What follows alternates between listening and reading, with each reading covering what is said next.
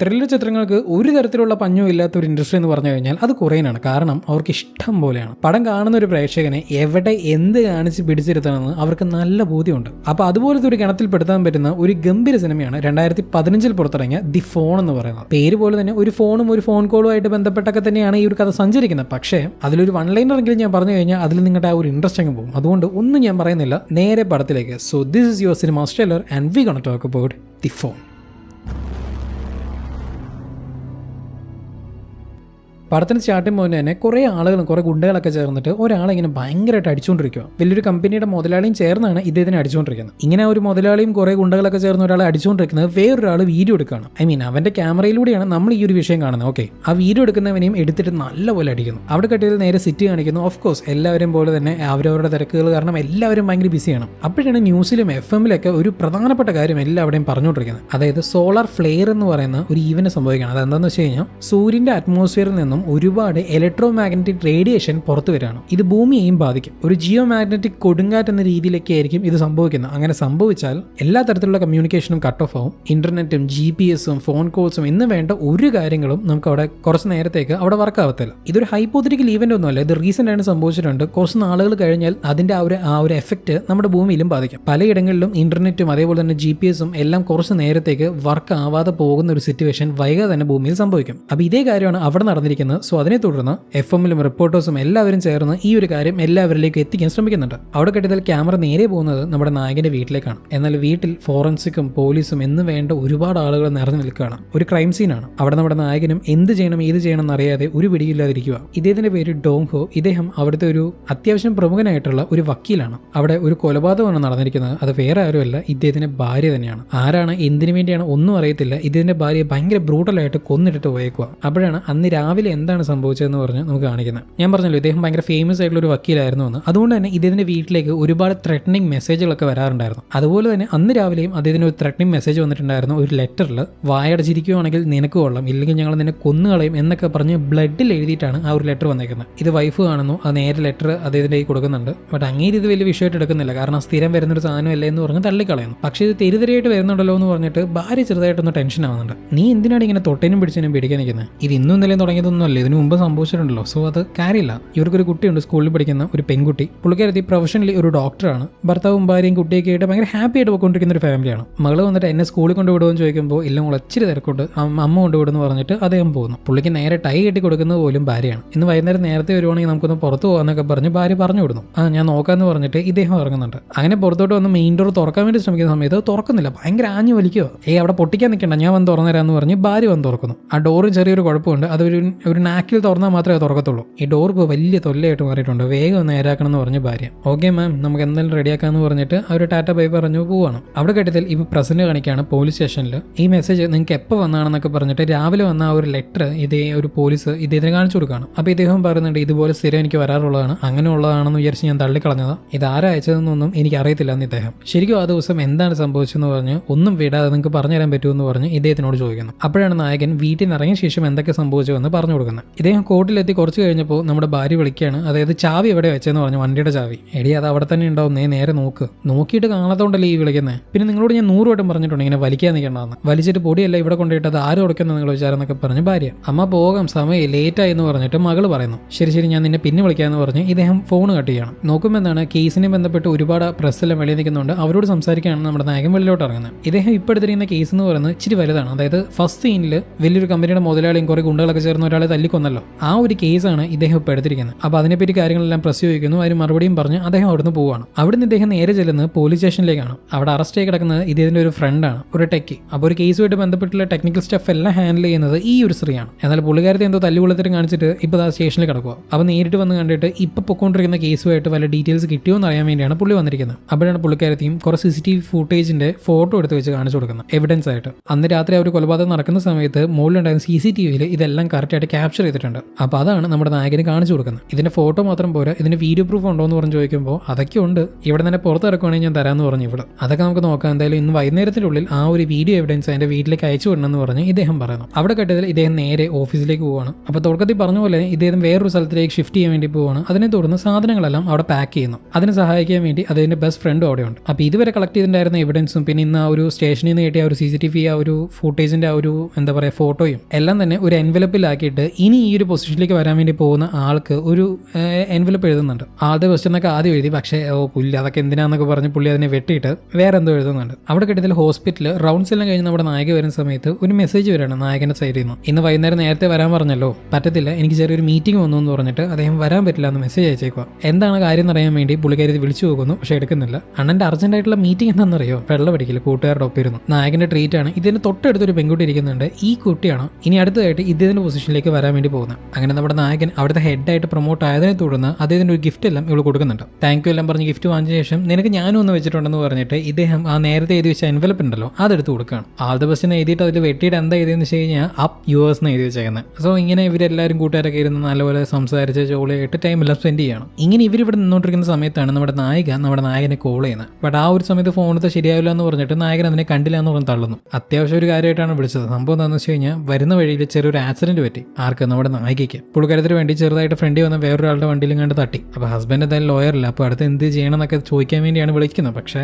അണ്ണ ഫോൺ എടുക്കുന്നില്ല. സോ അങ്ങനെ ആ ഒരു ഇഷ്യൂ എല്ലാം സോൾവ് ചെയ്തിട്ട് നമ്മുടെ നായിക വൈകുന്നേരം വീട്ടിലോട്ട് വരികയാണ്. വീട്ടിൽ വന്ന സമയത്ത് ഒരു കൊറിയർ വന്ന് നടക്കുന്നുണ്ട്, ഒരു എൻവലപ്പ്. അത് ആ ഒരു ടെക്കി അയച്ച ആ ഒരു എവിഡൻസ് ആണ്. മര്യാദയ്ക്ക് വൈകിട്ട് എൻ്റെ വീട്ടിലേക്ക് നീ അയച്ചു വിടണം എന്ന് പറഞ്ഞ ഒരു CCTV ഫുട്ടേജ് ആണ് ആ ഒരു എൻവലപ്പിലുള്ളത്. പുള്ളിക്കാരി അതെടുത്തിട്ട് നേരെ ഉള്ളോട്ട് പോകുന്നു. അവരുടെ ജോലിയെല്ലാം ചെയ്തുകൊണ്ടിരിക്കുന്നു. ഇതേസമയം അപ്പുറത്ത് നായകൻ ഫ്രണ്ട്സിൻ്റെ കൂടെ ഒക്കെ വെള്ളമൊക്കെ അടിച്ച് ഇങ്ങനെ കിറുങ്ങി മപ്പായിട്ട് നിൽക്കുക. അങ്ങനെ പുള്ളി ക്യാബെല്ലാം ബുക്ക് ചെയ്തിട്ട് ഇങ്ങനെ വന്നുകൊണ്ടിരിക്കുന്നു. വരുന്ന വഴി ഭയങ്കര മഴയും അതേപോലെ തന്നെ ഒട്ടുക്കത്തെ ട്രാഫിക്കും. ഡ്രൈവർ പറഞ്ഞു, സാറേ എനിക്ക് അപ്പുറത്തെ സ്ട്രീറ്റിലോട്ട് പോകാൻ പറ്റത്തില്ല, ഭയങ്കര ട്രാഫിക്കാണ്, അപ്പോൾ ഇവിടെ ഇറങ്ങുന്നത് നല്ലതെന്ന് പറയുന്നു. തുടർന്ന് ഇദ്ദേഹം ഫോൺ നോക്കുന്നു. അപ്പോൾ ഭാര്യയുടെ മെസ്സേജ് കണ്ട് അവരെ വിളിക്കുന്നുണ്ട്, പക്ഷേ കോൾ എടുക്കുന്നില്ല. അപ്പോഴാണ് പേഴ്സ് എവിടെ നോക്കുന്നത്, അത് താഴെ വീണു. അത് പോയി എടുത്തിട്ട് അദ്ദേഹം നേരെ ആ ഒരു വണ്ടിയിൽ നിന്ന് ഇറങ്ങി അങ്ങ് നടന്നു പോകാൻ തീരുമാനിക്കുകയാണ് മഴയത്ത്. അങ്ങനെ ഇദ്ദേഹം വീട്ടിലെത്തി നോക്കുന്ന സമയത്താണ് വണ്ടിയുടെ ഫ്രണ്ടിൽ ആ ഒരു സ്ക്രാച്ച് കാണുന്നത്, ഇടിച്ചതിൻ്റെ ആക്സിഡന്റ് ആയതിൻ്റെ. ഓ വണ്ടാർ, ഇനി ഇത് നേരാകണ്ടേ എന്നുള്ള മട്ടിൽ പുള്ളി ഇങ്ങനെ ഉള്ളിലോട്ട് കയറി പോവുക. വെള്ളം അടിച്ച് ഇങ്ങനെ പൂസായി നിന്നിട്ട് വീട്ടിലുള്ളിൽ കയറിയിട്ട് ഭാര്യ എവിടെയെന്നൊക്കെ പറഞ്ഞ് നോക്കുന്നുണ്ട്, പക്ഷെ അവളെ കാണാനില്ല. അങ്ങനെ നോക്കി വരുന്ന സമയത്താണ് അവിടെ ഭാര്യ മരിച്ചു കിടക്കുന്നത് അദ്ദേഹം ശ്രദ്ധിക്കുന്നത്. രക്തത്തിൽ കുളിച്ച് ഭാര്യ ഇങ്ങനെ കിടക്കുകയാണ്. സമയം 3:30. അപ്പോൾ നിങ്ങൾ 3:30ക്കാണ് വീട്ടിലേക്ക് എത്തുന്നത്. അങ്ങനെ 3:30 വരുന്ന സമയത്ത് നിങ്ങൾ ഈ ഒരു വണ്ടി കണ്ടോ എന്ന് പറഞ്ഞിട്ട് ഇവരുടെ അന്വേഷണത്തിൽ സംശയാസ്പദമായിട്ടുള്ള ഒരു കാർ ഇവർ നോട്ട് ചെയ്യുന്നുണ്ട്. അത് നമ്മുടെ നായകൻ കണ്ടിട്ടുണ്ടോ എന്നൊക്കെ പറഞ്ഞ് ചോദിക്കുന്നു. ഒരു ബ്ലാക്ക് കാർണിവലായിരുന്നു. അപ്പോൾ പുള്ളി കണ്ടിട്ടില്ല എന്ന് പറയുന്നു. ഇതിന്റെ രജിസ്ട്രേഷൻ നമ്പർ പ്ലേറ്റ് കിട്ടിയോ എന്ന് പറഞ്ഞ് ചോദിക്കുന്ന സമയത്ത് ഇല്ല, സൈഡിലേക്കായിട്ടായിരുന്നു, അതുകൊണ്ട് CCTVയിൽ അത് പെട്ടിട്ടില്ല എന്ന് പറയുന്നു. അപ്പോഴാണ് നമ്മുടെ നായകന് വലിയൊരു കാര്യം സ്ട്രൈക്ക് ആവുന്നത്. എന്താണെന്നാൽ ആ ഒരു കാർ നിന്നത് ഇവരുടെ കാറിന്റെ ഫ്രണ്ടിലാണ്. സോ ഇവരുടെ കാറിലെ ഡാഷ് ക്യാമിൽ മേ ബി ആ ഒരു ഫുട്ടേജ് വന്നിട്ടുണ്ടാവും എന്ന് പറഞ്ഞിട്ട് അത് ചെക്ക് ചെയ്യാൻ വേണ്ടി പറയുകയാണ്. സർ അതിനുവേണ്ടി ഞങ്ങളത് ചെക്ക് ചെയ്തു, പക്ഷേ ആ ഒരു ഫുട്ടേജും ഇപ്പോൾ മോഷണം പോയിരിക്കുകയാണ്. കൃത്യം ചെയ്ത ശേഷം അവൻ അതും എടുത്തിട്ടാണ് പോയിരിക്കുന്നത്. അപ്പോൾ അവിടേക്ക് നായകന്റെ മകൾ വരുന്നുണ്ട്. മകളാണെങ്കിൽ ഭയങ്കര സങ്കടപ്പെട്ട് അച്ഛനെ കെട്ടിപ്പിടിച്ച് കരയുന്നുണ്ട്. അങ്ങനെ ദിവസങ്ങളും ആഴ്ചകളും മാസങ്ങളും ഇങ്ങനെ നീണ്ടു പൊക്കോണ്ടേയിരിക്കുകയാണ്. ഇപ്പോഴെല്ലാം നമ്മുടെ നായകന്റെ ഉള്ളിൽ ആ ഒരു എന്താ പറയുക റിഗ്രറ്റ് ആണ്. അവൾ അന്ന് വിളിച്ചപ്പോൾ എടുത്തിരുന്നെങ്കിൽ ഈ ഒരു പ്രശ്നമൊന്നും സംഭവിക്കില്ലല്ലോ എന്ന് പറയുന്ന ഒരു റിഗ്രറ്റ് ആണ് ഇതിന്റെ ഉള്ളിലുള്ളത്. അതുകൊണ്ട് എന്ത് ചെയ്തിട്ടാണെങ്കിലും ഈ ഒരു കൊലപാതകം കണ്ടുപിടിക്കണം എന്ന് പറഞ്ഞിട്ട് ഭയങ്കരമായിട്ട് അതിന്റെ പിന്നാലെ നടക്കുന്നു. കേസുമായിട്ട് ബന്ധപ്പെടുന്ന എല്ലാ ചെറിയ കാര്യങ്ങളും അദ്ദേഹം നോട്ട് ചെയ്ത് വെക്കുന്നുണ്ട്. പോലീസ് ആണെങ്കിലും ഒരു സൈഡിൽ കൂടെ അന്വേഷിക്കുന്നുണ്ട്. പക്ഷെ അവരും ഒരു ഘട്ടം കഴിയുമ്പോൾ വിട്ട് കളയുമല്ലോ. ഒരുപാട് നാളൊന്നും ഒരു കേസിന്റെ പിന്നാലെ ഒരാളും പോകില്ല until it's get personal. So അത് തന്നെ ഇവിടെയും സംഭവിക്കുന്നു. പോലീസും ഒരു ഘട്ടം കഴിയുമ്പോൾ ഇങ്ങനെ അയഞ്ഞ വട്ടാവുകയാണ്. ഇടയ്ക്കിടയ്ക്ക് പോലീസിന് മെക്കെട്ടും കയറുന്നുണ്ട്. ഒരു വർഷം കഴിഞ്ഞാൽ ഇതിന് പിന്നാലെ ആയിട്ട് നിങ്ങൾക്ക് ഒരു തെളിവ് പോലും കണ്ടുപിടിക്കാൻ പറ്റിയില്ല എന്നൊക്കെ പറഞ്ഞിട്ട് അവരുടെ മെക്കെട്ട് കയറുന്നു. സാർ നമ്മളും ശ്രമിക്കുന്നുണ്ട്, പക്ഷെ കിട്ടാത്തതിന് നമ്മൾ എന്ത് ചെയ്യാൻ പറ്റും? സോ കറക്റ്റായിട്ട് ഇതിന്റെ ഭാര്യ മരിച്ച് ഒരു വർഷം തികയാണ്. എക്സാക്റ്റ് ആയിട്ട് നാളെയാണ് ഇതിന്റെ ഭാര്യ മരിച്ചിട്ട് ഒരു വർഷം തികയുന്നത്. ഇങ്ങനെ നമ്മുടെ നായകൻ പോലീസ് സ്റ്റേഷനിൽ പോകുന്ന സമയത്ത് അവിടുത്തെ ടിവിയിൽ ഒരു ന്യൂസ് വരികയാണ്. എന്താണെന്ന് വെച്ച് കഴിഞ്ഞാൽ പടത്തിന്റെ സ്റ്റാർട്ടിംഗ് പോയിന്റിൽ ഒരാളെ കുറെ ആളുകൾ ചേർന്നിട്ട് കൊന്നിട്ടുണ്ടായിരുന്നല്ലോ, ആ ഒരു മുതലാളിയും കുറെ ഗുണ്ടകളൊക്കെ ചേർന്നിട്ട്. അതേ കമ്പനിയിൽ വർക്ക് ചെയ്യുന്ന വേറൊരു എംപ്ലോയി സ്വയം കത്തിച്ച് സൂയിസൈഡ് ചെയ്ത ഒരു ന്യൂസ് ഇപ്പോൾ ഫ്ലാഷ് ആയിട്ട് പൊക്കോണ്ടിരിക്കും. ബട്ട് ഇതൊന്നും വലിയ കാര്യമായിട്ടൊന്നും എടുക്കാതെ നമ്മുടെ നായകൻ അതിന്റെ ജോലി നോക്കി പോവാണ്. അങ്ങനെ ഇദ്ദേഹത്തിന്റെ ആ ഒരു ഫ്രണ്ടിന്റെ കൂടെ ബാറിലോട്ട് പോകുന്നു. എടാ അത് നടന്നിട്ട് ഇപ്പോൾ ഒരു കൊല്ലം കഴിഞ്ഞു, നീ അതും പറഞ്ഞ് ഡെയിലി വെള്ളം അടിച്ച് നിന്നെ ഇല്ലാതാക്കി, നിന്റെ കൂടെയുള്ള കൊച്ചിനെ ഇല്ലാതാക്കി, എന്ത് ജീവിതമാണ് അത്? അറ്റ്ലീസ്റ്റ് ജോലിയില്ലെങ്കിലും കയറി, നീ വേറെ വല്ല ഇതൊക്കെ വന്നു കഴിഞ്ഞാൽ നീ ഇതിന്ന് വിട്ടോളൂ. അങ്ങനെ ഡ്രിങ്ക്സ് ഒക്കെ അടിച്ചിട്ട് അവർ ബാറിൽ നിന്ന് പുറത്തോട്ട് വരുന്നു. അപ്പോഴാണ് കാർ ശ്രദ്ധിക്കുന്നത്. അന്ന് വൈഫ് ആക്സിഡന്റ് ആയ സമയത്ത് ഫ്രണ്ടിൽ ഒരു സ്ക്രാച്ച് ഉണ്ടായിരുന്നല്ലോ, ആ ഒരു സ്ക്രാച്ച് ഇപ്പോഴും നേരാക്കിയിട്ടില്ല. ഇത്രയും നാൾ കഴിഞ്ഞിട്ട് നീ എന്താ നേരാക്കാത്തതെന്നൊക്കെ പറഞ്ഞ് ചോദിക്കുമ്പോൾ അതിനിപ്പോൾ കാശും ഉണ്ടായിരുന്നില്ല, സമയവും ഉണ്ടായിരുന്നില്ല, അതുകൊണ്ട് ചെയ്തില്ല. അങ്ങനെ ഇവരിവിടെ സംസാരിച്ച് നിൽക്കുന്ന സമയത്താണ് അവിടേക്ക് 2-3 പാർട്ടി പ്രവർത്തകർ വരുന്നുണ്ട്. അടുത്തായിട്ട് അവിടെ ഒരു ഇലക്ഷൻ സംഭവിക്കുകയാണ്. സോ അതിൽ മത്സരിക്കുന്ന ഒരു സ്ഥാനാർത്ഥിയെ സപ്പോർട്ട് ചെയ്യണം, അവർക്ക് വോട്ട് ചെയ്യണം എന്ന് പറഞ്ഞിട്ടാണ് ഇവർ വന്നിരിക്കുന്നത്. മത്സരിക്കുന്ന ആളുടെ തന്റെ കാർഡ് കാണിച്ചിട്ട് ഇദ്ദേഹത്തിന് തന്നെ വോട്ട് ചെയ്യണം മറക്കരുതെന്നൊക്കെ പറഞ്ഞിട്ട് അവരവിടുന്ന് പോകും. അങ്ങനെ എല്ലാം കഴിഞ്ഞ് നമ്മുടെ നായകനും വീട്ടിലോട്ട് വരുന്നു. മകൾ അവിടെ എന്ന് പറഞ്ഞ് നോക്കുമ്പോൾ അവൾ അങ്ങ് കടന്ന് ഉറങ്ങിക്കൊണ്ടിരിക്കുക. ഭയങ്കര ചിരിച്ച് കളിച്ച് നടന്നുകൊണ്ടിരുന്ന മകൾ ഇപ്പോൾ ചിരിക്കുന്ന പോലും ഇല്ലല്ലോ എന്ന് പറയുന്ന ആ ഒരു കാര്യമെല്ലാം ഇപ്പോഴാണ് അദ്ദേഹത്തിന് സ്ട്രൈക്ക് ആവുന്നത്. ആ കില്ലറെ എങ്ങനെയെങ്കിലും കണ്ടുപിടിക്കണം എന്ന് പറയുന്ന ഒരു ഒറ്റ ചിന്തയിലായിരുന്നു ഇദ്ദേഹം മൊത്തം. സോ ഇനി അത് മാത്രമല്ല മുമ്പോട്ട് പോകണം എന്ന് പറഞ്ഞിട്ട് അദ്ദേഹം മാറാന്നുള്ള തീരുമാനത്തിൽ വരികയാണ്. അങ്ങനെ പിറ്റേ ദിവസം ആവുകയാണ് ഭാര്യ മരിച്ചിട്ട് കറക്റ്റായിട്ട് ഒരു വർഷം തികഞ്ഞു. ഷേവ് ചെയ്യുന്നു, ഭാര്യയ്ക്ക് ഏറ്റവും ഫേവറേറ്റ് ആയിട്ടുള്ള ഷർട്ടെല്ലാം എടുത്തിട്ട് ഭയങ്കര ടിപ്പ് ടോപ്പായിട്ട് അദ്ദേഹം വരികയാണ്. ഇനി ഇങ്ങനെ മാത്രം പോയിട്ട് കാര്യമില്ല, ഓഫീസിലൊക്കെ പോകണം, നമ്മുടെ ലൈഫ് മുമ്പോട്ട് പോകണം എന്നൊരു ചിന്തയെല്ലാം എടുത്തിട്ട് ആ ഒരു മൈൻഡ് സെറ്റിലാണ് നമ്മുടെ നായകൻ ഇപ്പോൾ ഉള്ളത്. മകളെ സ്വയം സ്കൂളിൽ കൊണ്ടുവിടാന്നൊക്കെ പറയുന്നു. ഇതെല്ലാം കാണുന്ന സമയത്ത് മകൾക്ക് ഭയങ്കര ഷോക്ക് ആവുകയാണ്. അവൾക്കാണെങ്കിൽ കംപ്ലീറ്റ് ഡൗട്ട്, ഇത് ശരിക്കും എന്ത് പറ്റിയെന്നൊക്കെ പറഞ്ഞ് എന്തേലും ആവട്ടെ അച്ഛൻ മാറിയല്ലോ എന്നൊക്കെ പറഞ്ഞിട്ട് ഇവളും ഭയങ്കര ഹാപ്പി ആവാണ്. ശരി ഓക്കെ, ഈവനിങ് ഞാൻ വന്ന് പിക്ക് ചെയ്തോളാം, നമുക്ക് ഒരു ഡിന്നറിനൊക്കെ പോകാന്നൊക്കെ പറഞ്ഞിട്ടാണ് മകളോട് പറയുന്നത്. മകൾ ഭയങ്കര ഹാപ്പി. അങ്ങനെ മകളെ വിട്ട ശേഷം ഇദ്ദേഹം അവിടുന്ന് വണ്ടി എടുത്ത് പോകാൻ നിൽക്കുന്ന സമയത്ത് ഇതിനൊരു കോൾ വരികയാണ്. നോക്കുമ്പോൾ ഇദ്ദേഹം ഭയങ്കര ഷോക്ക് ആവുന്നു. എന്താണെന്ന് വെച്ച് കഴിഞ്ഞാൽ ആ ഒരു കോൾ വരുന്നത് ഭരിച്ചുപോയ ഭാര്യയുടെ നമ്പറിൽ നിന്നാണ്. അദ്ദേഹം കോൾ എടുക്കുന്നു, നോക്കുമ്പോൾ ഭാര്യയുടെ വോയിസ് കേൾക്കുന്നു. ചെങ്ങായ്ക്കങ്ങ് വട്ട് പിടിച്ച പോലെ ആയുവാണ്. കാരണം കുറേ നാളിന് ശേഷം ഇപ്പോഴാണ് ശരി അടുത്ത് ഇനി എന്തെന്ന് പറഞ്ഞ് നോക്കണം എന്നൊരു മൈൻഡ് സെറ്റ് ഇദ്ദേഹത്തിന് വരുന്നത്. അപ്പോൾ വീണ്ടും ഭാര്യയുടെ ഈ ഒരു ഫോൺ നമ്പറും ഈ ഒരു കോളെന്നൊക്കെ കേൾക്കുമ്പോൾ ഇദ്ദേഹം വല്ലാണ്ടെങ്കിൽ ഒരു വട്ട് പിടിച്ച പോലെ ആയിപ്പോ. ഭാര്യ ഫോണിൽ നിങ്ങൾ ആ ഒരു വണ്ടിയുടെ ചാവി അവിടെ വെച്ചെന്നൊക്കെ പറഞ്ഞിട്ട് ചോദിക്കുന്നു. അപ്പോൾ ഇദ്ദേഹം എന്ത് വിചാരിക്കുന്നു, വേറെ ആരോ പ്രാങ്ക് ചെയ്യാൻ വേണ്ടി ചെയ്യുന്നതാണ് എന്ന് പറഞ്ഞിട്ട് ഇതാരാ സംസാരിക്കുന്നത്, സത്യം പറയാന്നൊക്കെ പറഞ്ഞ് ചോദിക്കുന്നു. അത് ശരി, ഇത്രയും നാളും ഒരുമിച്ച് താമസിച്ചിട്ട് ഞാൻ ആരെന്ന് നിങ്ങൾക്ക് അറിയത്തില്ലേ? ഇദ്ദേഹം ചുറ്റും നോക്കുന്നുണ്ട് ആരാ എന്താണെന്നൊക്കെ അറിയാൻ വേണ്ടി. അപ്പോഴാണ് ഫ്രണ്ടിൽ കൂടെ ഒരു പെൺകുട്ടി ഫോൺ സംസാരിച്ചു പോകുന്നത്. ഇത് ആരാണ് ചെയ്യുന്നതെങ്കിലും ഞാൻ നിങ്ങളെ വെറുതെ വിടാൻ പോകുന്നില്ല, നിങ്ങൾക്ക് അനുഭവിക്കുമെന്നൊക്കെ പറഞ്ഞിട്ട് പുള്ളി വേഗം കാറിൽ നിന്ന് ഇറങ്ങിയിട്ട് ആ സ്ത്രീയെ വിളിച്ച് അവരുടെ ഫോൺ എന്താന്ന് പറഞ്ഞ് നോക്കുമ്പോൾ അവർ വേറെ ആരോട് സംസാരിച്ചുകൊണ്ടിരിക്കുക. ഇവരെ വിളിക്കുന്ന ഇവിടെ ഒന്നും അല്ല. ഇതെങ്ങനെയാണ് ആരാണ് ഈ വിളിക്കുന്നതെന്ന് പറഞ്ഞിട്ട് ഒരു ഐഡിയയും ഇദ്ദേഹത്തിന് കിട്ടുന്നില്ല. ബട്ട് ഫോണിൽ തന്റെ മകളുടെ ശബ്ദം കേട്ടപ്പോഴാണ് ഇദ്ദേഹത്തിന് വല്ലാണ്ട് ഷോക്ക് ആവുന്നത്. മകളുടെ ശബ്ദം കേൾക്കാൻ ഒരു വഴിയില്ല, കാരണം മകൾ തൊട്ട് ഫ്രണ്ടിൽ തന്നെ സ്കൂളിൽ പോയിക്കൊണ്ടിരിക്കുക ചിരിച്ചു കളിച്ചിട്ട്. അന്ന് ഒരു വർഷം മുമ്പ് ആ ഒരു കോള് വന്ന സമയത്ത് അമ്മ സമയമായി വയം പോവാന്ന് പറഞ്ഞ് മകള് പറയുന്നത് ഇപ്പൊ വീണ്ടും കേൾക്കുന്നു. ശരി ഓക്കെ, വൈകുന്നേരം നേരത്തെ വരുന്ന കാര്യം മറക്കണ്ടെന്ന് പറഞ്ഞിട്ട് ആ ഒരു കോള് കട്ടാവുകയാണ്.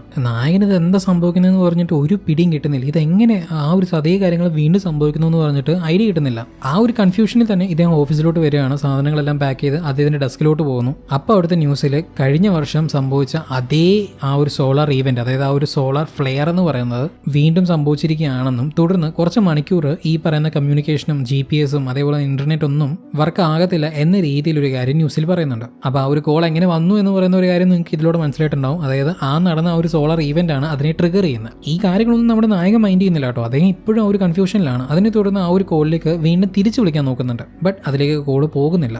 എന്നാൽ കുറച്ച് കഴിഞ്ഞതും വീണ്ടും ഭാര്യയുടെ നമ്പറിൽ നിന്ന് ഒരു കോള് വരികയാണ്. ആരാണ് ഈ സംസാരിക്കുന്നത്, എന്തിനു വേണ്ടി നിങ്ങൾ ഈ ചെയ്തുകൊണ്ടിരിക്കുന്നത്, ഞാൻ നിങ്ങളെ വെറുതെ വിടാൻ പോകുന്നില്ല എന്നൊക്കെ പറഞ്ഞിട്ട് നായകൻ പറയുമ്പോൾ ഇല്ല എനിക്ക് മനസ്സിലാവുന്നില്ല, നിങ്ങൾക്ക് എന്ത് പറ്റി മനുഷ്യന്നൊക്കെ പറഞ്ഞിട്ട് ഭാര്യ. അപ്പോൾ നമ്മുടെ നായകൻ നേരെ ഇന്നത്തെ ഡേറ്റ് എന്താണെന്ന് പറഞ്ഞ് ചോദിക്കുകയാണ്. ഇന്ന് മെയ് 16, 2015 അല്ലേ? 2015? നിങ്ങൾക്ക് ഇത് എന്ത് പറ്റി? രാവിലെ തന്നെ വെള്ളം ഒടിച്ച് ബോധമില്ലാതാണ് ഇരിക്കുന്നത്. 2014 മനുഷ്യ. ഇത് കേട്ടത് നായകന് വല്ലാണ്ടങ്ങ് ഷോക്കാവാണ്. ശരി, അപ്പൊ നേരെ അവിടെ സമയം എത്രയെന്ന് പറഞ്ഞ് ചോദിക്കുകയാണ്. അപ്പോൾ 4:10 എന്ന് പറയുന്നു. സോ 4 മണിയായിട്ടുള്ളൂ. വൈകുന്നേരം വീട്ടിൽ ചെല്ലുന്ന സമയത്താണ് ആ ഒരു കൊലപാതകം സംഭവിക്കുന്നത്. ഇപ്പൊ ഇദ്ദേഹം വിചാരിച്ചു കഴിഞ്ഞാൽ തന്റെ ഭാര്യ രക്ഷപ്പെടുത്താൻ സാധിക്കുമോ എന്നൊരു തോന്നൽ ഇദ്ദേഹത്തിന്റെ ഉള്ളിൽ വരികയാണ്. തുടർന്ന് ഞാൻ പറയുന്നത് നീ ശ്രദ്ധിച്ചു കേൾക്കണം. എന്ത് സംഭവിച്ചാലും ശരി, നീ ഇന്ന് നമ്മുടെ വീട്ടിലോട്ട് പോകാൻ പാടില്ല. ഓക്കെ? എനിക്ക് മനസ്സിലാവുന്നില്ല നിങ്ങൾക്ക് ശരിക്കും എന്താണ് പറ്റിയത്, എനിക്ക് പേടിയാവും നിങ്ങൾ ഇങ്ങനെയൊക്കെ സംസാരിക്കുമ്പോൾ. പ്ലീസ് ഞാൻ പറയുന്ന ഒന്ന് കേൾക്കും. നീ ഇന്ന് വൈകുന്നേരം വീട്ടിലോട്ട് പോകുന്ന സമയത്ത് മെട്രോ സ്റ്റേഷൻ്റെ അവിടെ വെച്ച് നിനക്കൊരു ആക്സിഡന്റ് പറ്റും. നീ ഒരു വണ്ടി ചെന്ന് ഇടിക്കും. സോ പറയുന്നത് മനസ്സിലാക്കുക, നീ ഇന്ന് വീട്ടിൽ പോകണ്ട, അവിടെ ഹോസ്പിറ്റലിൽ തന്നെ ഇരുന്നു. എന്നാൽ മൊത്തം പറയുന്നതിന്റെ ഇടയിൽ അവിടെ ഒരു എമർജൻസി വരികയാണ്. നമ്മുടെ നായിക ഫോൺ കട്ട് ചെയ്തിട്ട് അവിടുന്ന് പോകുന്നു. ഹോസ്പിറ്റലല്ലേ? അവിടെ കട്ട് ചെയ്ത് നായികയും ഷിഫ്റ്റ് എല്ലാം കഴിഞ്ഞിട്ട് അവരവരുടെ വീട്ടിലേക്ക് പോയിക്കൊണ്ടിരിക്കുകയാണ്. മകളോട് ഫോണിൽ സംസാരിച്ചിട്ടൊക്കെയാണ് പുള്ളിക്കാരത്തി ഡ്രൈവ് ചെയ്യുന്നത്. അന്നും ഇതേപോലെ തന്നെ ഫോണിൽ സംസാരിച്ച് പോകുന്ന സമയത്താണ് ആ ഒരു ആക്സിഡന്റ് ഉണ്ടാകുന്നത്. പക്ഷേ ഇപ്രാവശ്യം ഫോർ സം റീസൺ പെട്ടെന്ന് ബ്രേക്ക് ഇട്ടിട്ട് ആ ഒരു വണ്ടി ഇടിക്കാതെ അങ്ങ് രക്ഷോട്ട് പോകുന്നുണ്ട്. പുള്ളിക്കാരത്തി ഭയങ്കര ടെൻഷനും ആവുന്നു, അതേപോലെ തന്നെ സർപ്രൈസും ആണ്. കാരണം ഭർത്താവ് പറഞ്ഞ പോലെ തന്നെ കറക്റ്റ് ആ ഒരു സ്റ്റേഷന്റെ ഫ്രണ്ട് വന്നപ്പോഴാണ് ഈ ഒരു ആക്സിഡന്റ് ഉണ്ടാവാൻ വേണ്ടി പോകുന്നത്. അതെങ്ങനെ പോസിബിൾ ആയെന്നൊക്കെ പറഞ്ഞ് പുള്ളിക്കാരത്തി ഇങ്ങനെ ചിന്തിക്കുന്നു. എന്നാൽ അവിടെ ഉണ്ടായിരുന്ന ഒരു ബ്ലാക്ക് കാർ റിവേഴ്സ് എടുക്കുന്ന സമയത്ത് നമ്മുടെ നായകയുടെ വണ്ടിയുടെ ബാക്കിൽ ഇടിക്കുന്നു. അറ്റ് ദ സെയിം ടൈം അപ്പുറത്ത് നായകൻ വന്ന ആ ഒരു വണ്ടി നോക്കുന്ന സമയത്ത് ഇത്രയും നാളും ഫ്രണ്ടിലുണ്ടായിരുന്ന ആ ഒരു മാർക്ക് ഇപ്പൊ താണ്ട് വണ്ടിയുടെ ബാക്കിൽ വന്നേക്കുന്നു. ബിക്കോസ് പാസ്റ്റിൽ ആ ഒരു ആക്സിഡന്റ് സംഭവിക്കുന്നില്ല. അതുകൊണ്ട് തന്നെ ആ ഒരു ഫ്രണ്ടിൽ ഡാമേജ് വരാതെ ഈവൻ റിവേഴ്സ് എടുത്തപ്പോൾ ബാക്കിൽ ഇടിച്ച സമയത്ത് ബാക്കിൽ ആ ഒരു സ്ക്രാച്ച് അവിടെ ഉണ്ട്. ഇവിടം തൊട്ടാണ് നമ്മുടെ നായകനെ ഈ ഒരു കാര്യങ്ങളൊക്കെ ഒരു ഏകദേശം പിടികിട്ടുന്നത്. ഒട്ടും വൈകിച്ചില്ല, നേരെ വീട്ടിൽ ചെന്നിട്ട് ഇത്രയും നാളും അദ്ദേഹം നോട്ട് വെച്ചിട്ടുണ്ടായിരുന്ന കാര്യമല്ലോ ഈ കേസിനെ പറ്റിയുള്ള, അതെല്ലാം എടുത്ത് വീണ്ടും നോക്കുന്ന സമയത്ത് കില്ലർ ഈ ഒരു വീട്ടിലേക്ക് വന്നിരിക്കുന്നത് 6 മണിക്കും 8 മണിക്കും ഇടയിലാണ്. അതിൻ്റെ ഉള്ളിൽ ഇദ്ദേഹത്തിനെയും കൊണ്ട് ഭാര്യ ആ ഒരു വീട്ടിലേക്ക് എത്തുന്നത് തടയാൻ സാധിച്ചെങ്കിൽ ഭാര്യ രക്ഷപ്പെടുത്താൻ പറ്റും. അല്ലെങ്കിൽ വേറെ ഏതെങ്കിലും മുഖേന അതിനെ തടയാൻ സാധിക്കാൻ പറ്റും എന്നൊരു വിശ്വാസം ഇദ്ദേഹത്തിന്റെ ഉള്ളിൽ വരികയാണ്. പുള്ളി ഒട്ടും വഹിച്ചില്ല, വേഗം തന്നെ ഭാര്യ വിളിക്കാൻ നോക്കുന്നു. ബട്ട് കോള് പോകുന്നില്ല. അവിടെ നിന്ന് ഇങ്ങോട്ട് വിളിച്ചാൽ മാത്രമേ കണക്ട് ആവത്തുള്ളൂ. ഇവിടെയും നമ്മുടെ നായകന്റെ അവസ്ഥ ഭയങ്കര ഭയങ്കര ദയനീയമാണ്. കാരണം രക്ഷപ്പെടുത്താൻ പറ്റുമെങ്കിൽ പോലും അത് ഒന്ന് നേരിട്ട് ചെയ്യാൻ പറ്റാത്തൊരവസ്ഥയിൽ. ഇതേ സമയം അപ്പുറത്ത് വൈഫ് ആവട്ടെ ആ ഒരു കാര്യങ്ങളെല്ലാം മാനേജ് ചെയ്ത് നേരെ വൈകുന്നേരം വീട്ടിലോട്ട് വരുന്നു. വീട്ടിൽ വന്ന് നോക്കുന്ന സമയത്ത് വെളിയിൽ ഒരുപാട് ലെറ്റേഴ്സും കുറേ എൻവലപ്പൊക്കെ ഉണ്ട്. അതിലൊരു എൻവലപ്പിൽ നമ്മുടെ ഹസ്ബൻഡിന്റെ പേരിട്ട് കൊടുത്തിട്ടുണ്ട്. സോ ആക്ച്വലി ഈ ഒരു എൻവലപ്പിന്റെ ഉള്ളിലാണ് ആ ഒരു എവിഡൻസ് ഉള്ളത്, ആ ഒരു CCTV ഫുട്ടേജ് ഉള്ളത്. പക്ഷേ നമ്മുടെ നായകൻ എന്ത് വിചാരിക്കുന്നത് വെച്ച് കഴിഞ്ഞാൽ രാവിലെ വന്ന പോലെ തന്നെ വല്ല ത്രെറ്റനിങ് മെസ്സേജ് ആയിരിക്കുമല്ലോ എന്ന് വിചാരിച്ചിട്ട് ആ ഒരു എൻവലപ്പിനെ നേരെ വേസ്റ്റ് ബോക്സിൽ കൊണ്ടിടുന്നു, ഒന്ന് തുറന്നു പോലും നോക്കാതെ. ദെൻ പുള്ളിക്കാരത്തി മെല്ലെ പണിയെല്ലാം തീർച്ച ശേഷം ഹസ്ബൻഡിനെ വിളിക്കുന്നുണ്ട്. വിളിച്ച് ഫോൺ എടുത്തതും പുള്ളിക്കാരൻ വെയിറ്റ് ചെയ്തുകൊണ്ടിരിക്കുക ആ കോളിന് വേണ്ടി. നീ ഇപ്പോൾ എവിടെയാണ്, എവിടെ നിൽക്കൊണ്ടിരിക്കുന്നത്, വീട്ടിലാണെങ്കിൽ വീട്ടിൽ പോകാൻ പാടില്ല എന്നൊക്കെ പറഞ്ഞ് ഇങ്ങനെ ഭയങ്കരധികം ടെൻഷനിൽ പറയുന്നു. നിങ്ങൾ എന്ത് ചെയ്യും പറയുന്നത്, വീട്ടിൽ പോകാൻ ഞാൻ അങ്ങോട്ട് പോകും, അതൊക്കെ ഇരിക്കട്ടെ, ഈ ഒരു കാർ ആക്സിഡന്റ് ആവാൻ പോകുന്ന കാര്യം നിങ്ങൾ അങ്ങനെ കറക്റ്റായിട്ട് പറഞ്ഞു. അതും ഇതും പറഞ്ഞ് രക്ഷപ്പെടാൻ പറ്റാത്തൊരു സിറ്റുവേഷൻ വന്ന സമയത്ത് പുള്ളി ഉള്ള കാര്യങ്ങളെല്ലാം അങ്ങ് തുറന്നു പറയുന്നു. അതായത് താൻ പോലെ ഒരു വർഷം ഫ്യൂച്ചറിലാണെന്നും 2015 കഴിഞ്ഞ വർഷം ഇതേ ദിവസമാണ് നീ കൊല്ലപ്പെട്ടതെന്നൊക്കെ ഉള്ള കാര്യങ്ങളൊക്കെ പറഞ്ഞു കൊടുക്കുന്നു. ഞാൻ ഈ പറയുന്നതൊക്കെ നിനക്ക് വിശ്വസിക്കാൻ നല്ല ബുദ്ധിമുട്ടുണ്ടെന്ന് എനിക്കറിയാം, പക്ഷേ ഇതാണ് സത്യം, പ്ലീസ് എന്നെ ട്രസ്റ്റ് ചെയ്യുക. അന്ന് എനിക്ക് നിന്റെ കൂടെ ഉണ്ടാവാൻ സാധിച്ചില്ല, പക്ഷേ ഇന്ന് എനിക്ക് നിന്നെ രക്ഷപ്പെടുത്താൻ പറ്റും, പ്ലീസ്. ഇങ്ങനെ പറഞ്ഞുകൊണ്ടിരിക്കുന്ന സമയത്ത് ഡോറിൽ കോളിംഗ് ബെൽ അടിക്കേണ്ട. ഞാൻ പറയുന്നത് ആരാണെങ്കിലും ശരി ആ ഡോർ പോയി നീ തുറക്കാൻ നിൽക്കേണ്ട. നിങ്ങൾ വരുന്ന വഴി എവിടെയെങ്കിലും വീണോ, അതോ കള്ളുപിടിച്ച് നിങ്ങൾക്ക് പ്രാന്തായോ, എന്ത് പിച്ചും പേയൊക്കെ പറഞ്ഞുകൊണ്ടിരിക്കുന്നത് എന്ന് പറഞ്ഞ് പുള്ളിക്കാരത്തെ അത് വിശ്വസിക്കാതെ അങ്ങനെ കൂളായിട്ട് വിട്ട് നേരെ ഡോർ പോയി തുറക്കുന്നു. നോക്കുമ്പോൾ എന്താണ്, ഒരു ഡെലിവറി ബോയ്. നോക്ക്, നിങ്ങൾ പറയുന്ന കില്ലറും കോപ്പൊന്നും അല്ല, ഒരു ഡെലിവറി ബോയാ വന്നേക്കുന്നത്. ഇനി ദൈവം ഞാൻ പറയുന്നത് കേൾക്ക്, നീ അങ്ങോട്ട് പോകില്ല, ഡോർ തുറക്കരുത്. അപ്പോൾ വീണ്ടും ഡോർ ബെൽ അടിക്കുകയാണ്. ആരാണെന്ന് പറഞ്ഞ് നോക്കുന്ന സമയത്ത് ഇപ്രാവശ്യം മുമ്പേ വന്ന ഒരു ഡെലിവറി ബോയ് അല്ല, പകരം വേറൊരുത്തൻ മാസ്ക് ഇട്ട് അവിടെ നിൽക്കുവാണ്. സോ ഇവനാണ് ആ ഒരു കില്ലർ. കാര്യം നായിക്കും ഏതാണ്ട് മനസ്സിലാവുന്നുണ്ട്. അപ്പോൾ ഉള്ളിൽ വിസിലിന്റെ ശബ്ദം കേട്ടതും ഈ വെളിയിലുണ്ടായ കില്ലർ എന്ത് ചെയ്തു, വേഗം അങ്ങ് ഓടി മറയുന്നുണ്ട്. നായകന് അന്ന് രാത്രി ശരിക്കും എന്താണ് സംഭവിച്ചത് ഏതാണെന്നുള്ള കാര്യമെല്ലാം ഏതാണ്ട് പിടിയുണ്ട്. അതുകൊണ്ട് പുള്ളിക്കാരൻ എന്ത് ചെയ്തു, വേഗം പോയി അവർ കിച്ചൺ ഡോർ അടയ്ക്കുന്നു പറഞ്ഞിട്ട് പറയാം. ഇവളും വന്ന ആ ഒരു കിച്ചന്റെ ഡോർ അടയ്ക്കുന്ന അതേ സമയത്ത് അവൻ വെളി വന്നത് തുറക്കാൻ ശ്രമിക്കുന്നു. ഈ സീൻ ആക്ച്വലി ഭയങ്കര രസമുണ്ടാവും. അതായത് ഒരേ വീട്ടിൽ 2015 നമ്മുടെ നായകനും 2014 നമ്മുടെ നായികയും അവിടെ വെച്ച് അവിടെ നടക്കുന്ന ആ ഒരു സീക്വൻസ്, ആ ഒരു ട്രാൻസിഷനൊക്കെ ഭയങ്കര രസമായിട്ട് കൊടുത്തിട്ടുണ്ടോ. കില്ലർ വെളിയിൽ നിന്ന് പവർ ഓഫ് ചെയ്യുന്നു, അങ്ങനെ വെളിച്ചം പോയി അവൻ എങ്ങനെയൊക്കെയോ ആ ഒരു വീടിന്റെ ഉള്ളോട്ടും കയറുന്നു. വന്നത് കില്ലർ ആണെന്ന് മനസ്സിലായ ശേഷം ഇവളെന്ത് ചെയ്തു, രക്ഷപ്പെട്ട് ഓടാൻ ശ്രമിക്കുന്നുണ്ട്. അവരുടെ മെയിൻ ഡോറിന് ചെറിയൊരു കുഴപ്പമുള്ള കാര്യം, അതായത് ലോക്ക് വീണ അത് ഊരാൻ ബുദ്ധിമുട്ടാണെന്ന് പറയുന്ന ഒരു കാര്യം നായികയ്ക്കും ഭർത്താവിനും കുട്ടിക്കും അല്ലാതെ വേറെ ആർക്കും അറിഞ്ഞൂടാ. സോ ഒബ്വിയസ്ലി വന്ന കില്ലറിനും അത് അറിയുന്നില്ല. സോ അത് അവൾ യൂട്ടിലൈസ് ചെയ്ത് അവൾ വേഗം വെള്ളിലോട്ട് ചാടി ആ ഒരു ഡോർ അടയ്ക്കുകയാണ്. അതുകൊണ്ട് എന്ത് സംഭവിച്ചു, കില്ലർ ആ ഒരു വീട്ടിൽ പെട്ടു പോകുന്നു. ഓടി വെളി വരുന്ന നമ്മുടെ നായിക ഒട്ടും വൈകിയില്ല, നേരെ അടുത്തുണ്ടായിരുന്ന സ്റ്റേഷനിൽ പോയിട്ട് കാര്യങ്ങളെല്ലാം പറയുന്നു. അങ്ങനെ 2014 നമ്മുടെ സ്റ്റേഷനിൽ ഉണ്ടായിരുന്ന കുറെ പോലീസ് ഓഫീസർ എല്ലാവരും ചേർന്ന് ഭാര്യയും കൂട്ടിക്കൊണ്ട് അവരുടെ വീട്ടിലോട്ട് പോവാണ് ചെക്ക് ചെയ്യാൻ വേണ്ടി. So at the same time 2015 നമ്മുടെ നായകനും അതേ സ്റ്റേഷനിലോട്ട് ചെല്ലുന്നുണ്ട്. കഴിഞ്ഞ വർഷം ഇതേ ദിവസം ഏതെങ്കിലും ഒരു സ്ത്രീ വന്നിട്ട് കംപ്ലൈന്റ് ചെയ്തോ എന്നൊക്കെ ചോദിച്ചിട്ട്. സാറേ അതെന്ത് ചോദ്യം സാറേ, ഇവിടെ ഡെയിലി ഓരോ കേസ് വരുന്നുണ്ട്, അതിലിപ്പോൾ കഴിഞ്ഞ വർഷം ഇതേ ദിവസം ഏത് വന്നു എന്നൊക്കെ പറഞ്ഞ് നമ്മൾ എങ്ങനെ പറയാനാണ്, ഞങ്ങളൊന്ന് ചെക്ക് ചെയ്യട്ടെ എന്ന് പറഞ്ഞ് അവർ നോക്കുന്നുണ്ട്. വല്ല മർഡർ കേസ് വല്ലതും രജിസ്റ്റർ ആയിട്ടുണ്ടോ എന്ന് പറഞ്ഞ നായകൻ ചോദിക്കുമ്പോൾ ഇല്ല എന്നാണ് അവർ പറയുന്നത്. ദെൻ നമ്മുടെ നായകന്റെ കയ്യിൽ ആ ഒരു ഡയറി ഉണ്ടല്ലോ, അതായത് എല്ലാ കാര്യങ്ങളും അദ്ദേഹം നോട്ട് ചെയ്ത് വെച്ചിട്ടുണ്ടായിരുന്ന ഡയറിയിൽ എഴുതിയ കാര്യങ്ങളെല്ലാം തന്നെ മാഞ്ഞു പോവാണ്. വെൽ ടെക്നിക്കലി സ്പീക്കിംഗ് ഇതൊരിക്കലും പോസിബിൾ അല്ല, ബട്ട് ഇതൊരു കഥയായതുകൊണ്ട് നമുക്ക് മുമ്പോട്ട് പോകാം. അപ്പോൾ താൻ എങ്ങനെയൊക്കെയോ ഭാര്യ രക്ഷപ്പെടുത്തി എന്നാണ് നായകൻ വിചാരിക്കുന്നത്. ഇതേസമയം അപ്പുറത്ത് 2014 പോലീസ് എല്ലാം വന്ന് വീടൊക്കെ ചെക്ക് ചെയ്ത് കാര്യങ്ങളെല്ലാം മനസ്സിലാക്കുന്നു. ഓക്കെ മാം, എന്തെങ്കിലും ആവശ്യമുണ്ടെങ്കിൽ വിളിക്കാൻ മറക്കണ്ട, ഞങ്ങൾ ഇവിടെ ഗാർഡ്സിനെ ഇട്ടിട്ട് പോവാം,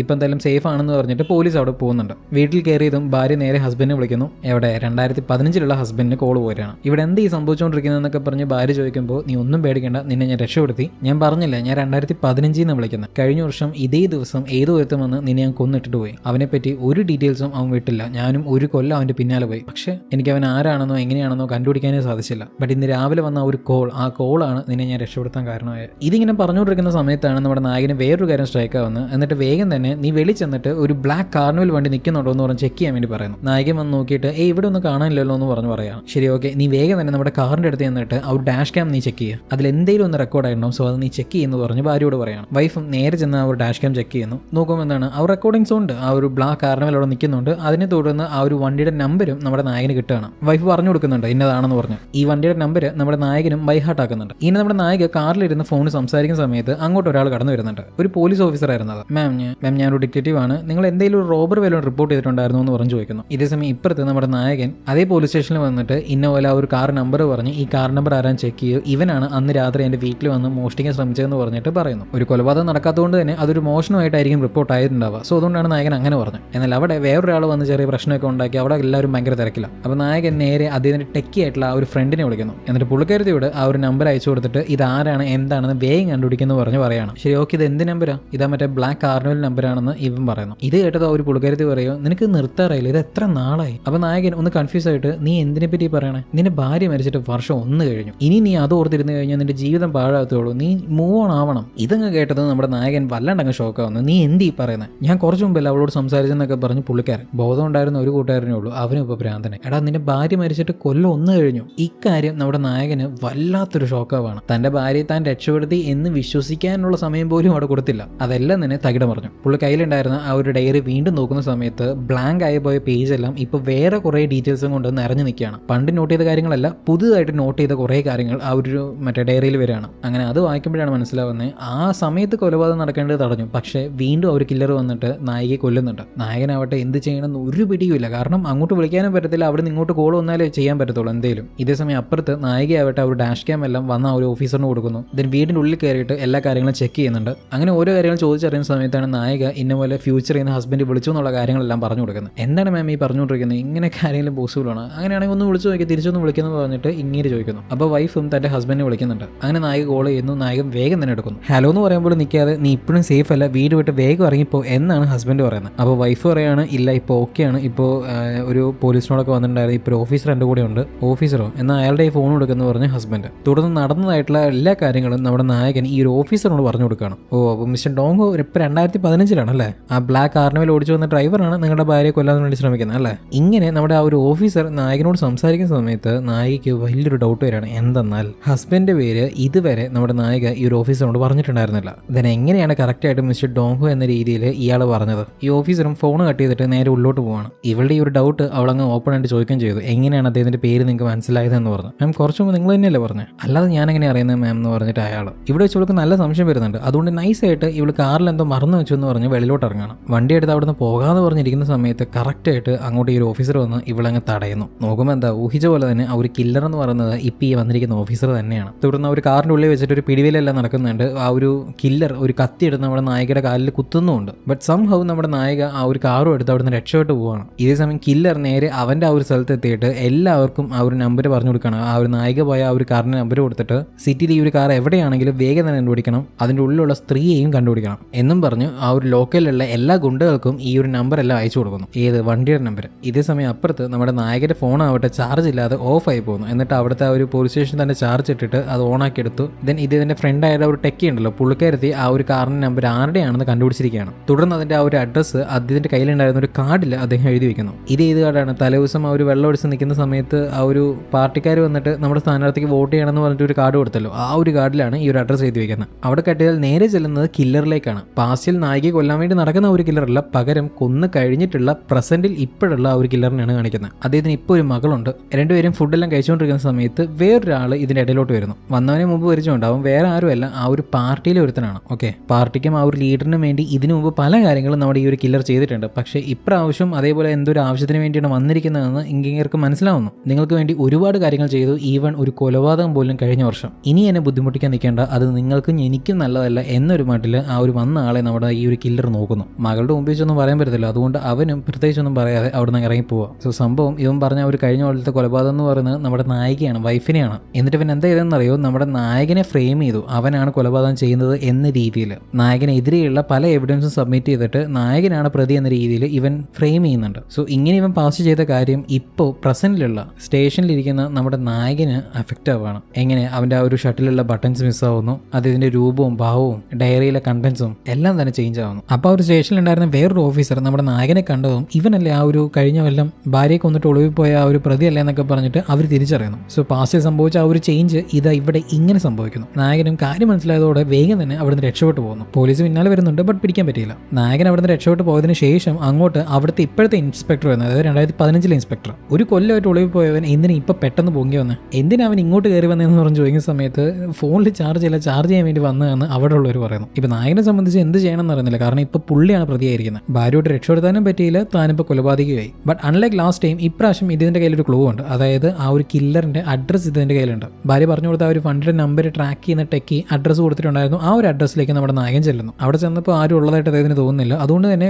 ഡോറ് പൊട്ടിച്ച് അതിന്റെ ഉള്ളിൽ കയറിയിട്ട് അവിടെ എല്ലാം അരിച്ചു വെറുക്കുന്നുണ്ട്. എന്തെങ്കിലും തെളിവ് കിട്ടുമെന്ന് പറഞ്ഞിട്ട്. അങ്ങനെ തപ്പുന്ന സമയത്താണ് ഇദ്ദേഹത്തിന് ഒരു കവർ കിട്ടുന്നത്. ആ ഒരു കവറിന്റെ ഉള്ളിൽ ഇദ്ദേഹത്തിന്റെ വണ്ടിയുടെ ആ ഒരു ഡാഷ് ക്യാം ഉണ്ടല്ലോ അത് കിട്ടി. അത് മാത്രമല്ല അതിന്റെ ഉള്ളിൽ വേറൊരു കവറും കൂടെ ഉണ്ടായിരുന്ന ഒരു എൻവലപ്പ് പോലെ. അതെന്താണ് നോക്കുമ്പോഴാണ് വല്ലാത്തൊരു ഷോക്കാവുന്നത്. എന്തെന്നാൽ പടത്തിന്റെ സ്റ്റാർട്ടിംഗ് പോയിന്റിൽ ഇദ്ദേഹം ഹാൻഡിൽ ചെയ്ത ഒരു കേസിന്റെ മറ്റേ CCTV ഫുട്ടേജിന്റെ ആ ഒരു എവിഡൻസും എല്ലാം തന്നെ ഒരു കവറിലിട്ട് ഇതിന് ശേഷം അതിന്റെ പൊസിഷനിലേക്ക് വരാൻ വേണ്ടി പോകുന്ന ആൾക്ക് കൊടുക്കാന്ന് പറഞ്ഞിട്ട് ഒരു എൻവലപ്പ് അദ്ദേഹം എഴുതിയില്ലേ, ആ ഒരു എൻവലപ്പ് ഈ ഒരു കവറിന്റെ ഉള്ളിൽ കിട്ടാണ്. ഇദ്ദേഹത്തിന് നല്ല ഓർമ്മയുണ്ട് അന്ന് രാത്രി ആ ഒരു പെൺകുട്ടിയുടെ കയ്യിലാണ് ഇത് കൊടുത്തത്. അതെങ്ങനെ ഇവിടെ വരാൻ പറ്റുമെന്ന് പറഞ്ഞിട്ട് ഇദ്ദേഹം ചിന്തിക്കുന്നു. സോ അവൾക്കും നമ്മുടെ ഭാര്യയുടെ മരണത്തിനും എന്തോ ഒരു ബന്ധമുണ്ടെന്ന് ഇദ്ദേഹം തിരിച്ചറിയാണ്. ഇതേസമയം അപ്പുറത്ത് നമ്മുടെ നായിക 2014 ഇവളെ രക്ഷപ്പെടാൻ ശ്രമിക്കുന്ന സമയത്ത് ആ ഒരു കില്ലർ ഇവളുടെ കാലിൽ കത്തി വെച്ച് കുത്തിയായിരുന്നല്ലോ. അവിടെ നിന്ന് രക്ഷപ്പെടുന്ന പുള്ളിക്കാരത്തി നേരെ ചെല്ലുന്നത് പുള്ളിക്കാരത്തി വർക്ക് ചെയ്യുന്ന ഒരു ഹോസ്പിറ്റലിലേക്കാണ്. അവിടെ കെട്ടിയതിൽ 2015 നമ്മുടെ വില്ലൻ അവന്റെ വീട്ടിലോട്ട് വരികയാണ്. അപ്പോൾ നോക്കുമ്പോൾ അവിടെ ഒരുപാട് പോലീസും കുറെ ആളുകളൊക്കെ അവരുടെ വീട്ടിൽ. ഒരു സാധാരണ മോഷണ ശ്രമത്തിന് എന്തിനാ ഇത്രയും പോലീസൊക്കെ ഇവിടെ എന്ന് പറഞ്ഞിട്ട് ഇദ്ദേഹം ചോദിക്കുന്നു. സാധാരണ ഒരു മോഷണ ശ്രമം അല്ലല്ലോ ഇത്. കഴിഞ്ഞ വർഷം തന്റെ ഭാര്യയെ കൊന്നിട്ട്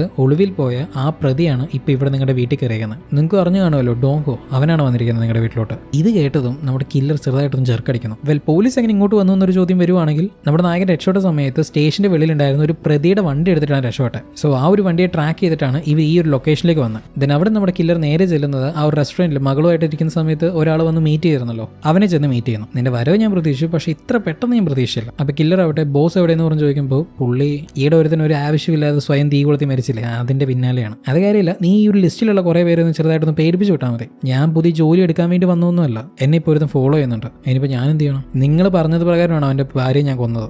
നീ ഒരു കാര്യം മനസ്സിലാക്കണം, അടുത്ത ഇലക്ഷൻ വന്നിരിക്കുക. ഇതിന്റെ ഇടയിൽ ഒന്നിലും ഞങ്ങൾ ഇടപെടാൻ നിൽക്കുകയല്ല. സോ ഇത് നിന്റെ പ്രശ്നമാണ്, നീ മിച്ചം വെച്ചതാണ്, അത് നീ തന്നെ പരിഹരിക്കണം എന്ന് പറഞ്ഞിട്ട് കൈ ഒഴിഞ്ഞിട്ടങ്ങ് പോവുക. ഇതേ സമയം അപ്പുറത്ത് നമ്മുടെ നായകൻ ഈ ഒരു കില്ലറിന്റെ വീട്ടിൽ നിന്ന് ഇറങ്ങിയിട്ട് നേരെ ഒരു ഫോൺ ബൂത്ത് ചെന്നിട്ട് മകളെ വിളിക്കുന്നു. ഈ സിറ്റുവേഷൻ മാറിയതിനു ശേഷം മകളോട് സംസാരിച്ചിട്ടില്ലല്ലോ. മകളാണെങ്കിലോ ഭയങ്കര ദേഷ്യത്തോടെ തന്നെ ഇത്രയും നാൾ എവിടെയായിരുന്നു, അമ്മയെ കൊന്നിട്ട് നിങ്ങൾ എങ്ങോട്ടാ പോയെന്നൊക്കെ രീതിയിൽ മകൾ ചൂടാവുന്നു. ഇങ്ങോട്ട് ഒരു അവസ്ഥ ആലോചിച്ച് നോക്കിയത്, രാവിലെ സന്തോഷത്തോടെ ബായ് പറഞ്ഞു പോയ മകള് വൈകുന്നേരം വിളിക്കുമ്പോൾ അമ്മയെ കൊന്ന കൊലപാതകിയായിട്ടാണ് ഈ ഒരു അച്ഛനെ കാണുന്നത്. പുള്ളി മാക്സിമം പറഞ്ഞു നോക്കുന്നുണ്ട്, ഞാനല്ല മോളെ ഉള്ളതൊക്കെ പറയാൻ ശ്രമിക്കുന്നു. പക്ഷെ അവൾ കേൾക്കാനുള്ള മൈൻഡ് സെറ്റ് പോലും കാണിക്കുന്നില്ല. ഇനി മേലെ എന്നെ വിളിച്ചേക്കില്ലെന്ന് പറഞ്ഞിട്ട് അവൾ ഫോൺ കട്ട് ചെയ്യുന്നു. ഇവിടെ ഇങ്ങനെ പറയാനുള്ള പ്രധാന കാരണം അവൾക്ക് ചുറ്റും ഒരുപാട് പോലീസ് ഇരിക്കുന്നുണ്ടായിരുന്നു. സത്യം പറഞ്ഞാൽ അവൾ ഇങ്ങനെയൊന്നും പറയണമെന്ന് വിചാരിച്ചതല്ല, പക്ഷെ ഇവൾക്ക് വേറെ വഴിയില്ല. അച്ഛൻ ഒരിക്കലും ഇങ്ങനെ ചെയ്യില്ല എന്ന് ഇവൾക്ക് ഇപ്പോഴും വിശ്വാസമുണ്ട്. ബട്ട് അത് പുറത്ത് കാണിക്കാൻ പറ്റുന്ന ഒരു അവസ്ഥയിലായിരുന്നില്ല ഇവള്. ഇത് കേട്ട നായകന് വല്ലാതെ ഫീൽ ആവുകയാണ്. പോലീസ് ആവട്ടെ ആ ഒരു കോൾ ട്രാക്ക് ചെയ്യാൻ ശ്രമിക്കുന്നുണ്ട്. അവിടെ കെട്ടിയതിൽ നമ്മുടെ നായകൻ എങ്ങോട്ടാ വന്നതെന്ന് ചോദിച്ചു കഴിഞ്ഞാൽ ആ പെൺകുട്ടിയെ തേടിയാണ്. ആര്? ഇവന്റെ പൊസിഷനിലേക്ക് അടുത്ത് വരാനിരിക്കുന്ന ആ ഒരു പെൺകുട്ടിയെ തേടിയാണ് ഇപ്പൊ നമ്മുടെ നായകൻ വന്നിരിക്കുന്നത്. അവളുടെ കയ്യിൽ കൊടുത്ത ആ ഒരു ഫയൽ എങ്ങനെ ആ ഒരു കില്ലറിന്റെ വീട്ടിൽ വന്നു എന്നറിയാൻ വേണ്ടി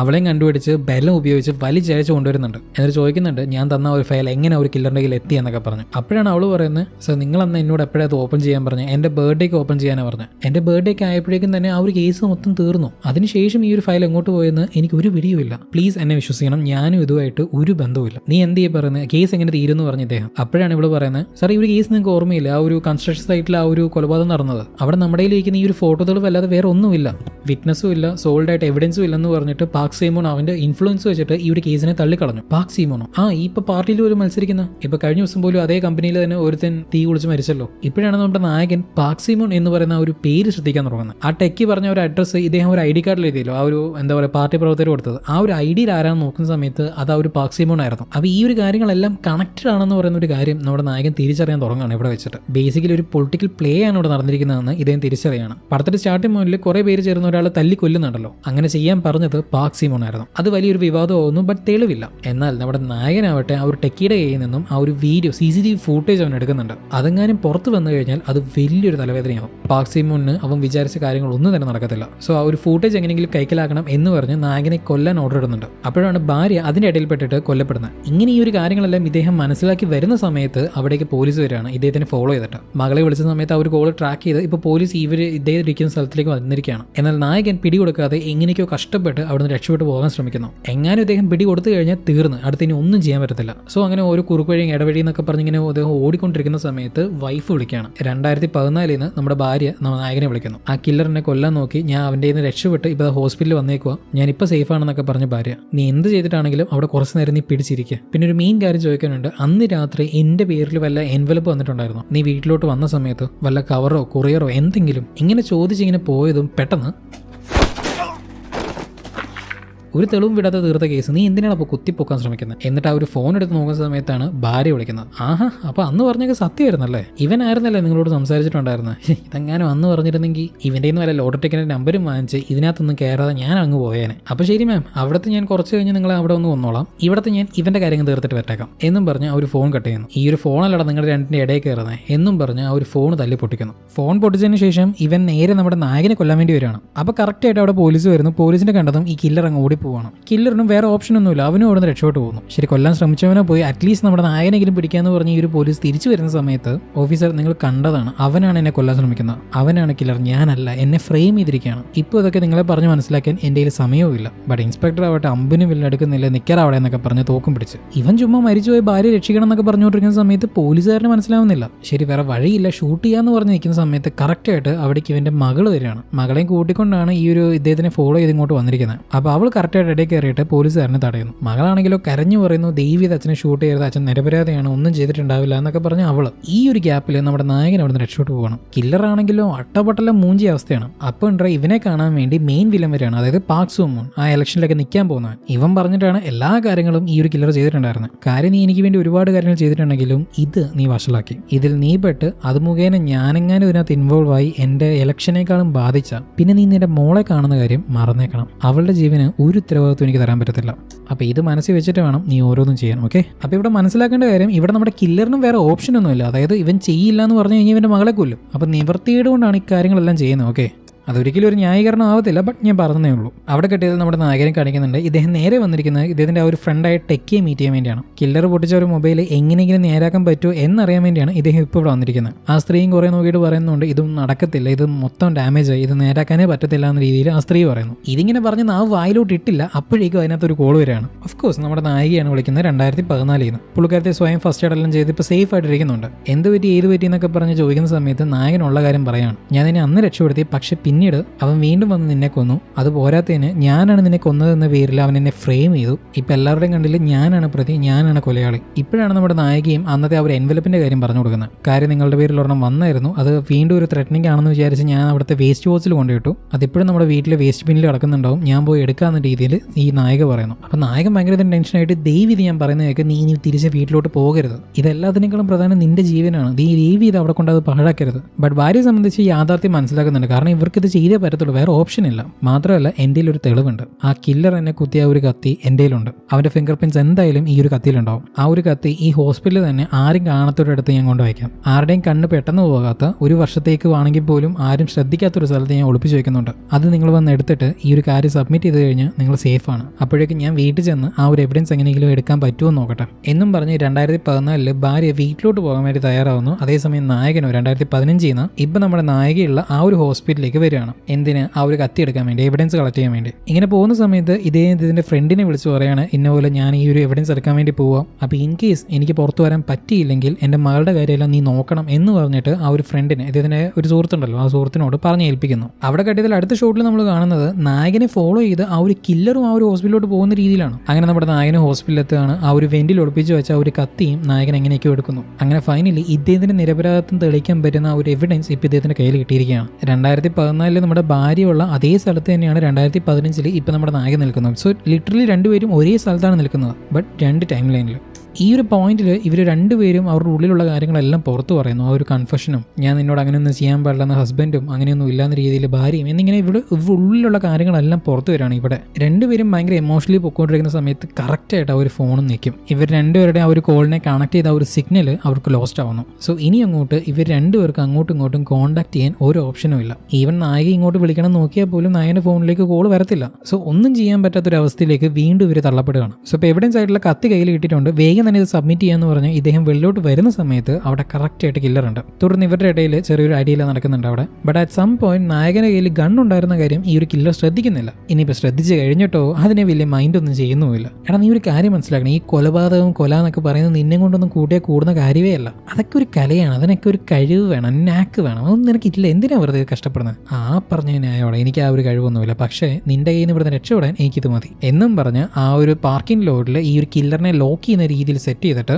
നായകൻ അവിടെ രക്ഷോട്ട് പോവാണ്. ഇതെന്താണെന്നറിയോ? നീ എൻ്റെ ഭാര്യ അന്ന് കുത്തിയ ഒരു കത്തിയുണ്ടല്ലോ, അതാ നീയാണ് അവളെ കൊന്നതെന്ന് തെളിയിക്കാൻ എനിക്കിത് മതി. തുടർന്ന് നമ്മുടെ നായകനും അവിടുന്ന് രക്ഷോട്ട് ഓടുന്നുണ്ട്. ഇതേ സമയം അപ്പുറത്ത് 2014 വൈഫ് ആവട്ടെ വീട്ടിലോട്ട് ഇല്ലാണ് ആ ഒരു എവിഡൻസ് കളക്ട് ചെയ്യാൻ വേണ്ടി. നായികയാണെങ്കിലും നല്ല ബോധ്യമുണ്ട് അവിടെ ചെന്ന് കഴിഞ്ഞാൽ അവിടെ ഒരു കില്ലർ ഉണ്ടാവും, തന്നെ കൊല്ലാൻ വേണ്ടിയാണോ കാത്തിരിക്കുന്നത് എല്ലാം അറിയാം. ബട്ട് എന്നിട്ടും ഭാവിയിൽ തന്റെ ഫാമിലിക്ക് ഇത് കാരണം വേറൊരു പ്രശ്നം ഉണ്ടാവാൻ പാടില്ല എന്ന് ഓർത്തിട്ടാണ് പുള്ളിക്കാരത്തി പോകുന്നത്. തിരിച്ചുവരവില്ലാത്തൊരു പോക്കാണെന്ന് മനസ്സിലായതിനെ തുടർന്ന് മകളെ വിളിക്കുന്നുണ്ട്. 2014 മകളെയാണ് വിളിക്കുന്നത് കേട്ടോ, ഓർക്കണം. ആദ്യമൊക്കെ കാഷ്വലായിട്ട് സംസാരിച്ചിട്ട് നീ ഒരു കാരണവശാലും നിന്റെ അച്ഛനെ നീ വെറുക്കാൻ പാടില്ല, ഈവൻ നിനക്ക് കാരണം ഉണ്ടെങ്കിൽ പോലും നിന്റെ അച്ഛൻ നമ്മൾ രണ്ടുപേരും ഭയങ്കരധികം സ്നേഹിക്കുന്നുണ്ട്, അത് നീ മനസ്സിലാക്കണം എന്നൊക്കെ പറഞ്ഞ് പുള്ളിക്കാരത്തെ എടുത്തു പറയുന്ന ഓരോ കാര്യങ്ങളും. ഇതൊക്കെ എന്തിനാ എനിക്ക് എടുത്തു പറയുന്നത്, ഇതൊക്കെ എനിക്ക് അറിയുന്ന കാര്യങ്ങളല്ലേ എന്ന് പറഞ്ഞ് മകള്. അങ്ങനെ സംസാരിച്ച് വണ്ടി ഓടിച്ച് പോകുന്ന സമയത്താണ് കില്ലറിന്റെ ആളുകളുടെ ഒരാൾ നമ്മുടെ നായികയുടെ വണ്ടി തിരിച്ചറിയുന്നത്. അവൻ അപ്പം തന്നെ ആ ഒരു നമ്പർ എല്ലാവർക്കും കൊടുത്തിട്ട് ഇതെവിടെ കണ്ടാലും എന്നോട് പറയണമെന്ന് പറഞ്ഞിട്ടുണ്ടായിരുന്നല്ലോ. അതിലൊരുത്തനാണ് ഈ ഒരു നായിക ഇവിടെ ഉള്ള കാര്യം വിളിച്ചു പറയുന്നത്. അപ്പൊ ഇങ്ങനെയായിരുന്നു 2014 നായികയെ ഈ പറയുന്ന കില്ലർ ട്രാക്ക് ചെയ്യുന്നത്. അവിടെ കിട്ടിയതിൽ അങ്ങനെ 2015 നമ്മുടെ കില്ലർ കാണിക്കുന്നുണ്ട്.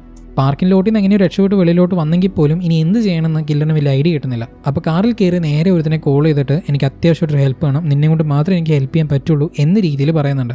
ആരെയാണ് വിളിച്ചതെന്ന് നമുക്ക് കറക്റ്റായിട്ട് കാണിക്കുന്നില്ല. ഓക്കെ, സോ 2014 നായിക നമ്മുടെ വീട്ടിലേക്ക് ആ ഒരു എവിഡൻസ് എടുക്കാൻ വേണ്ടി വന്നിരിക്കുകയാണ്. ഇതേ സമയം 2015 ആ ഒരു എവിഡൻസ് സബ്മിറ്റ് ചെയ്യാൻ വേണ്ടി പോലീസ് സ്റ്റേഷനിലേക്ക് നായകൻ പോയിക്കൊണ്ടിരിക്കുന്നു. അങ്ങനെ നായികയും ഫൈനലി വീടിന്റെ അടുത്ത് വന്ന ശേഷം ഉള്ളിൽ കയറി ആ ഒരു എവിഡൻസ് എടുക്കാമെന്ന് പറഞ്ഞ് നിൽക്കുന്ന സമയത്ത് ആ ഒരു വില്ലനും പിന്നെ വേറൊരാളും കൂടെ ആ ഒരു വീട്ടിലോട്ട് കയറി പോകുന്ന പുള്ളിക്കാരത്തി കാണുന്നുണ്ട്. സോ ഇപ്പോൾ എന്ത് ചെയ്യണമെന്ന് അറിയാതെ പുള്ളിക്കാരത്തി ജസ്റ്റ് ഒന്ന് ഒളിഞ്ഞു നിൽക്കുന്നുണ്ട്. ഇനിയിപ്പോൾ എന്ത് ചെയ്യുന്ന അറിയാതെ നിന്ന സമയത്ത് പുള്ളിക്കാരത്തി നേരെ ഹസ്ബൻഡിനെ വിളിക്കുന്നു. സോ നമുക്കറിയാം 2015 ഹസ്ബൻഡിന് ആ ഒരു കോള് പോകത്തില്ല, കാരണം ഫോൺ ഡാമേജ് ആയിരിക്കുകയാണ്. സോ ഒബ്വിയസ്ലി പുള്ളിക്കാരത്തി വിളിക്കുന്ന സമയത്ത് ആ ഒരു കോള് കണക്ട് ചെയ്യുന്നത് 2014 ഹസ്ബൻഡ് തന്നെയാണ്. ആ സമയത്ത് അറിയാലോ വെള്ളമൊക്കെ അടിച്ച് ഇങ്ങനെ പൂസായിട്ടാണ് പുള്ളി ആ ഒരു കാരണത്തിരിക്കുന്നത് ടാക്സിയിൽ. അടുത്ത് ഞാൻ എന്ത് ചെയ്യണം ഏത് ചെയ്യണം എന്നൊക്കെ പറഞ്ഞ് ഇവിടെ ചോദിക്കുമ്പോൾ നീ എന്ത് പിച്ചും പേയും പറഞ്ഞുകൊണ്ടിരിക്കുന്നത്, ഞാൻ നമ്മുടെ വീട്ടിലോട്ട് വരാൻ വേണ്ടി ഇപ്പോൾ ട്രാഫിക്കിൽ പെട്ട് കിടക്കുക, നിങ്ങൾ അവിടെ തന്നെ നിൽക്കുക, ഞാനിപ്പോൾ അങ്ങോട്ട് വരാമെന്ന് പറഞ്ഞിട്ട് നായിക ഇവരുടെ വീട്ടിൽ നിന്ന് കുറച്ച് ദൂരെയുള്ള ഒരു ട്രാഫിക്കുള്ള സ്ഥലത്തിലേക്ക്. സോ അതിനെ തുടർന്ന് നായക വേഗം അങ്ങോട്ട് ചെല്ലുന്നു. ഓരോ ടാക്സി ആയിട്ട് പുള്ളിക്കാരത്തി ഫോണിൽ സംസാരിച്ച് തന്നെ നോക്കുന്നുണ്ട്. അങ്ങനെ നമ്മുടെ നായകൻ ഇരിക്കുന്ന ആ ഒരു ടാക്സിയുടെ അടുത്തേക്ക് എത്താറാകുന്ന സമയത്ത് കറക്റ്റായിട്ട് താഴെ വീണ പേഴ്സ് എടുക്കാൻ വേണ്ടി നായകൻ കുനിയുന്നുണ്ട്.